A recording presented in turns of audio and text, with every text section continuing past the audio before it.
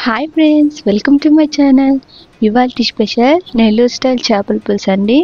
ఎంతో ఈజీగా 1.5 అవర్లో అయితే ఈ చేపల పులుసుని అయితే ప్రిపేర్ చేసుకోవచ్చు. ఎప్పుడూ ట్రై చేయని వాళ్ళు ఉంటే ఈ చేపల పులుసుని ఈ విధంగా అయితే ట్రై చేయండి. మీకు పర్ఫెక్ట్గా అయితే వస్తుంది, ఈజీగా కూడా అయిపోతుంది.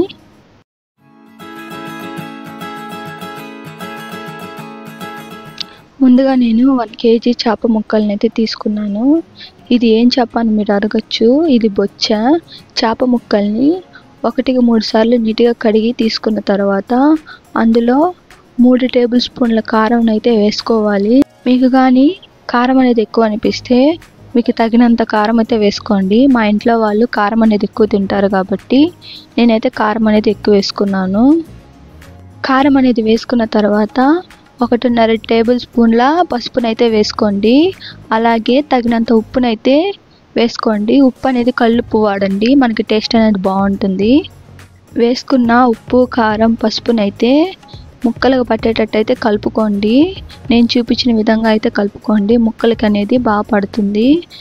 చేప ముక్కల్ని ఇలా కలుపుకున్న తర్వాత మూత పెట్టి ఒక 20 నిమిషాలు అయితే పక్కన పెట్టుకోండి. ఇప్పుడు ఒక చిన్న బౌల్ తీసుకొని అందులో నీళ్లు పోసి 100 గ్రాముల చింతపండుని అయితే వేసి నానబెట్టుకోండి. చింతపండుని అయితే కలిపి నానబెట్టుకొని పక్కన పెట్టుకున్న తర్వాత మనకి చేపల పులుసులోకి టమాటో, ఎర్రగడ్డ, పచ్చిమిర్చి, ఒక మామిడికాయ, కొత్తిమీర, కరివేపాకుని అయితే తీసుకొని కట్ చేసి పక్కన పెట్టుకోవాలి. ఇప్పుడు స్టవ్ ఆన్ చేసి కడాయి పెట్టుకొని అందులో ఒక 100 గ్రాముల నూనె అయితే పోసుకోండి. చేపల పులుసులోకి నూనె అనేది ముఖ్యం కాబట్టి నూనె అయితే ఎక్కువ పోసుకోవాలి. నూనె అనేది వేడయ్యాక 1.5 టేబుల్ స్పూన్ ఆవాలు, 1.5 టేబుల్ స్పూన్ జీలకర్ర, 1.5 టేబుల్ స్పూన్ మెంతులను అయితే వేసుకొని అందులోనే ఇందాక మనం తరిగి పెట్టుకున్న ఆనియన్స్ని అయితే వేసుకోవాలి. ఆనియన్స్ని పచ్చివాసన పోయేంత వరకు వేయించుకోవాలి. మీకు మా వీడియోస్ నచ్చినట్టయితే సబ్స్క్రైబ్ చేసుకుని వాళ్ళు ఉంటే సబ్స్క్రైబ్ చేసుకోండి. అలాగే పక్కనున్న గంట సింబల్ని అయితే క్లిక్ చేయండి. ఆనియన్స్ని పచ్చివాసన పోయేంత వరకు వేయించుకున్న తర్వాత అందులో పచ్చిమిర్చిని అయితే వేసుకోవాలి. పచ్చిమిర్చి వేసిన 10 నిమిషాల తర్వాత తరిగి పెట్టుకున్న టమాటోని అయితే వేసుకొని వేయించుకోవాలి. టమాటాని ఒక 5 నిమిషాలు అయితే బాగా వేయించుకున్న తర్వాత మూత పెట్టి టమాటాలను మగ్గనివ్వాలి.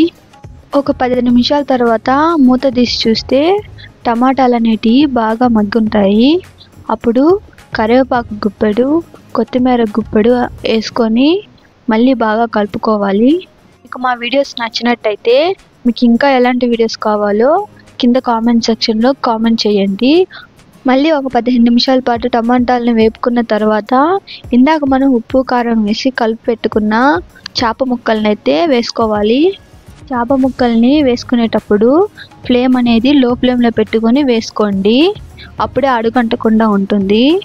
చేప ముక్కల్ని అయితే వేసుకున్న తర్వాత ఇందాక మనం నానబెట్టుకున్న చింతపండు పులుసుని అయితే కలుపుకొని పోసుకోవాలి. అందులోనే 1 గ్లాసు నీళ్ళని అయితే పోసుకోవాలి. చింతపండు పులుసుని నీళ్ళని పోసుకున్న తర్వాత నేను చూపించిన విధంగా అయితే కలుపుకోండి. అప్పుడే మనకి చేప ముక్కలు విరిగిపోకుండా అయితే ఉంటాయి.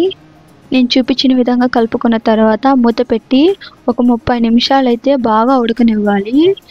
30 నిమిషాల తర్వాత మూత తీసి చూస్తే మనకి పులుసు అనేది బాగా ఉడికిపోయి ఉంటుంది. ఆయిల్ అనేది కూడా బాగా పైకి తేలుంటుంది. ఫ్లేమ్ అనేది మీడియం ఫ్లేమ్లో పెట్టుకొని అయితే ఈ చేపల పులుసుని అయితే ఉడికించుకోవాలి. చేపల పులుసుకి ఆయిల్ అనేది ఇలా పైకి బాగా తేలాలండి, అప్పుడే మనకి కర్రీ అనేది బాగున్నట్టు. 5 నిమిషాలు మూత తీసి ఉడికించుకున్న తర్వాత మనం కట్ చేసుకున్న మామిడికాయ ముక్కలను అయితే వేసుకోవాలి.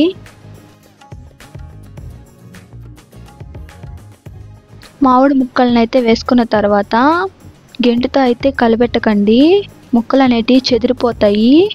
నేను చూపించిన విధంగా అయితే కలుపుకోండి. నేను చూపించిన విధంగా కలిపి పెట్టుకున్న తర్వాత మూత పెట్టి ఒక 5 నిమిషాలు ఉడికిన తర్వాత మూత తీసి చూస్తే మామిడికాయలు అనేటివి కూడా బాగా ఉడుకుంటాయి. ఇప్పుడు మెంతులు, ధనియాలు, జీలకర్ర పొడిని అయితే వేసుకొని ఒక 20 నిమిషాల పాటు అయితే ఉడికించుకోవాలి. ఒక 20 నిమిషాల పాటు ఉడికించుకున్న తర్వాత చేప ముక్క అనేది ఇలాగా మెత్తగా మృదువుగా అయితే తయారవుతుందండి. కర్రీ కూడా మీకు చూపించినట్టు పులుసు కూడా అయితే నీట్గా తయారవుతుంది. ఇప్పుడు స్టవ్ ఆఫ్ చేసి ఒక బౌల్లోకి సర్వ్ చేసుకోవడమేనండి. ఇంతేనండి, టేస్టీ అయిన చేపల పులుసు అయితే రెడీ. ఈజీగా 1.5 అవర్లో అయితే చేసేసుకోవచ్చు.